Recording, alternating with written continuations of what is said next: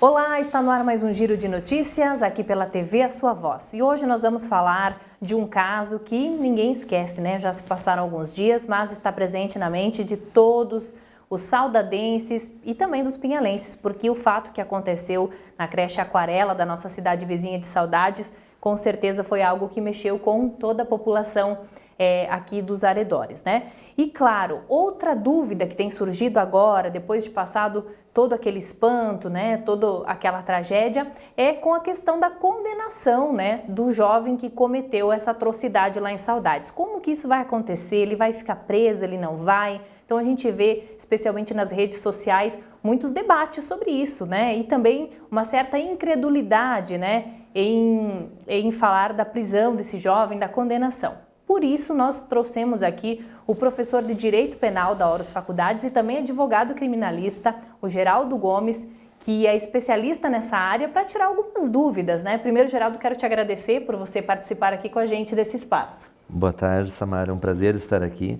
Uma boa tarde a todos os telespectadores da televisão A Sua Voz, né? Então, espero poder sanar aí algumas dúvidas que a sociedade possa ter. Certo. E lembrando que, claro, que ainda o processo não aconteceu, nem a denúncia ainda não foi apresentada, né, Geraldo? Mas a gente trouxe o Geraldo aqui para que ele dê uma noção para a gente do que vai acontecer a partir de agora e como que vai se dar esse processo, né? Geraldo, para a gente entender agora, o que vai acontecer agora que o jovem já está lá na prisão, a partir de agora, como é que se dá esse processo? Certo. Primeiramente, eu só quero deixar claro que a minha manifestação vai ser enquanto profissional da área jurídica, né? Claro, como advogado criminalista, mas também como professor, buscando trazer para a sociedade alguns esclarecimentos que são necessários para fins de entendimento do que é este processo, como que ele funciona. De momento, é prematuro nós falarmos em uma condenação, né, em que pese a sociedade como um todo ache que ela tem que vir, né, que o que ela vai vir, mas vamos falar neste momento de julgamento. Tá? Então, esse rapaz, como todo e qualquer brasileiro, ele tem o direito de ser julgado, isso é uma garantia constitucional, uma garantia de todos nós, no sentido de que ele vai ser submetido posteriormente ao tribunal do júri para fins de julgamento dos crimes que ele, em tese, cometeu. Bom, como que é este procedimento?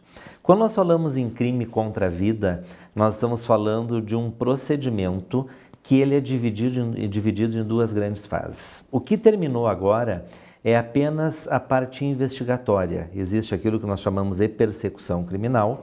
A polícia faz a investigação, faz o relatório em cima da investigação, em cima do inquérito policial e remete para o Ministério Público. O Ministério Público, ele provavelmente vai realizar a denúncia e, realizando a denúncia, este rapaz que é o acusado vai ter o direito de, através do advogado, fazer a sua defesa. Isso é uma garantia constitucional de todo e qualquer cidadão. Ele tem o direito de se defender, independentemente de qual seja o seu crime.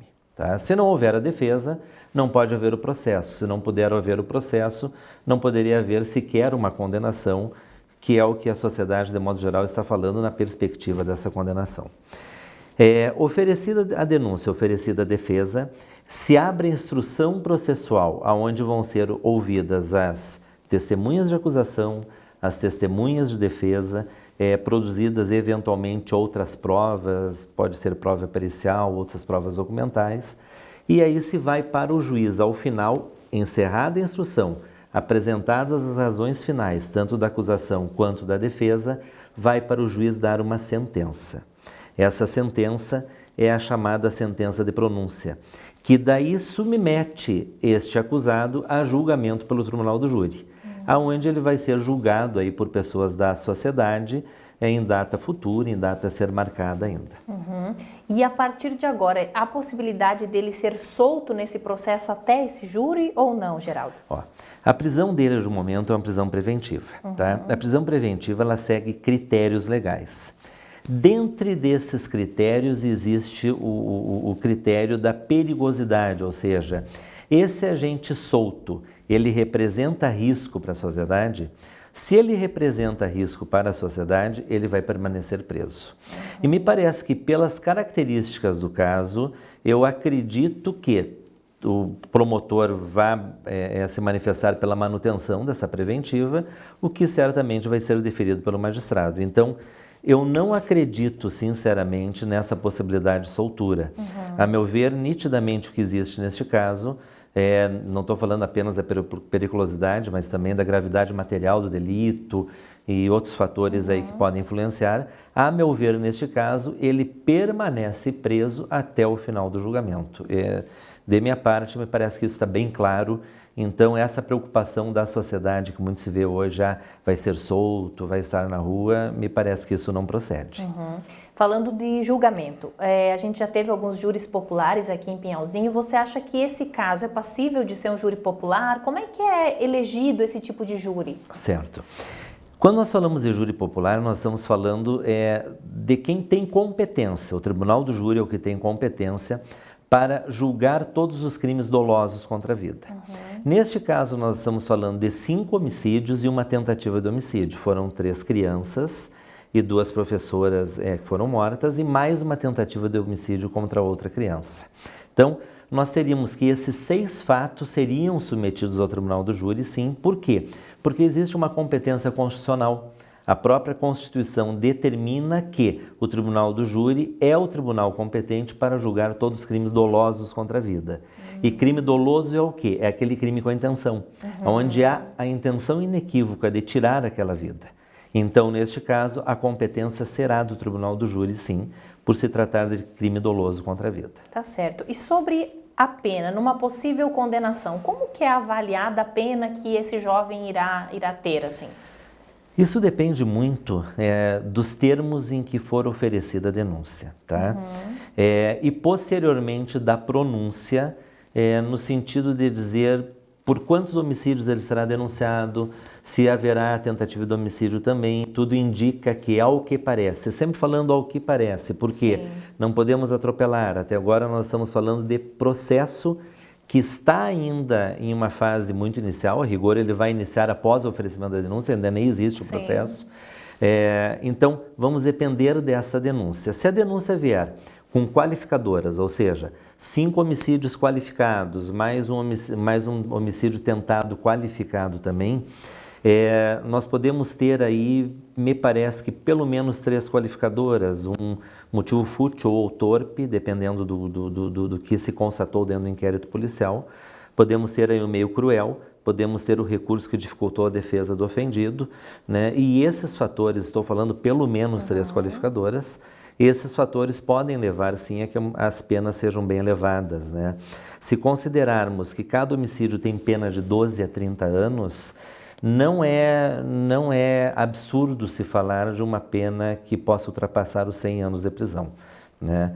E aí, em relação a essa pena, ele vai cumprir um período determinado por lei, em se tratando de crime hediondo, com morte, isso seria 50% para fins de progressão, né? Lembrando que a legislação brasileira limita em 40 anos o tempo máximo de pena. Então, muito provavelmente, lembrando sempre, provavelmente eu não posso pré-julgar, eu não posso antecipar uma sentença, nada disso, que não existe sequer denúncia. A defesa dele vai fazer o trabalho dele, eu tenho certeza que vai ser um trabalho bem realizado dentro dos aspectos defensivos, né? Então, essa é uma avaliação futura. Eu estou falando aqui apenas do que o caso nos traz do ponto de vista acadêmico, o que nós podemos ter aí do ponto de vista de punição no futuro, mas é tudo no campo teórico. Preciso deixar isso muito claro, até porque certamente a defesa também pode trazer alguns aspectos como inimputabilidade, semi-imputabilidade, que podem influenciar nesse quantum de pena ou na inexistência de pena, mas existência de uma medida de segurança, ou seja, uma internação para tratamento, depende muito do que vai vir daqui para frente. Mas em caso de condenação, então, pelo menos metade da pena ele cumprirá em regime fechado, mais ou menos? O artigo 112 da Lei de Execução Penal determina, e é uma alteração legislativa bem recente, determina que se tratando de crime hediondo, e o caso é de crime hediondo, porque são homicídios qualificados, e havendo morte, o cumprimento de pena, ele tem que cumprir 50% para ter o direito de progressão. Aqui eu tenho que fazer uma ressalva. Nós estamos falando de pena privativa da liberdade. Pena privativa da liberdade, nesse tipo de crime, ela inicia no regime fechado, cumpre um período de pena, que seria 50% para ir para o regime semiaberto, mais um período de pena para ir para o regime aberto. Ela é feita de forma progressiva para favorecer, facilitar a reinserção social. Então, neste caso, o que a lei estabelece é 50%, tá? Aí tu vai me dizer, se for uma pena nos 100 anos, 50% daria aí 50 anos, mas o máximo de pena é 40 anos no Brasil. Sim, o máximo de pena que ele vai cumprir no sistema prisional seria, a princípio, desses 40 anos aí, né, por determinação também constitucional, que não pode haver um período de pena superior aos 40 anos por essa prática delitiva. Certo. Mas esses 40 anos, ele certamente ficaria numa pena desse montante. Tá certo. E, Geraldo, por se tratar de crianças nessa situação, ele acaba agravando mais ainda a situação aí da pena? Acaba agravando ainda mais. Tu tem causa, na realidade, de aumento de pena em virtude de se tratarem de crianças, né? Então, assim, o quadro, do ponto de vista processual, esse quadro teórico, sempre deixando claro isso, ele indica, assim, penas bem rigorosas, penas bem elevadas, caso haja essa condenação lá ao final. Tá certo. Obrigado pela sua participação. Obrigado. Esse foi o Giro de Notícias, de volta a qualquer momento. Oi, hoje eu tenho um recado para você que precisa declarar o imposto de renda. Já chegou a hora, né? E para fazer tudo certinho com as novas alterações, você precisa da Tecnicom. A Tecnicom é o apoio que a sua empresa precisa. Declare seu imposto de renda com quem entende do negócio.